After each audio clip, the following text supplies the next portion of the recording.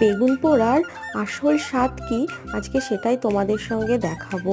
তোমরা তো বেগুন অনেকভাবেই খেয়েছো, এইভাবে একবার ট্রাই করে দেখো, আলাদাই টেস্ট বুঝতে পারবে। তো দেখো, একটা বেগুন নিয়ে এতে কিছুটা তেল মাখিয়ে এক ছুরি দিয়ে এর চারপাশটাকে একটু ফেড়ে নেব। এবার একটা কাঁচা লঙ্কা আর একটা করে রসুনের কোয়া এর ভেতরে গেঁথে দেব। এভাবে তিন পাশে আমি তিনটে লঙ্কা আর রসুনের কোয়াগুলোকে গেঁথে দিয়েছি। আর এদিকে দেখো, গ্যাসের টাকে ভালোভাবে ধরিয়ে নিয়ে আমি এটা বসিয়ে দিলাম আর দিয়ে দিলাম দুটো টমেটো।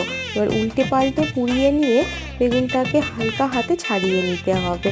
ব্যাস, আর দেখে নিতে হবে এর ভেতরে কোনো পোকামাকড় আছে কি না। আর কি, এদিকে আমি কিছুটা পেঁয়াজ ভাজা করে নিলাম। এবার দিয়ে দিলাম লঙ্কা আর দিয়ে দিলাম লবণ। এবার ভালোভাবে এটাকে মেখে নিতে হবে। ওপর দিয়ে আরেকটু ছড়িয়ে দেব সর্ষের তেল। সাবস্ক্রাইব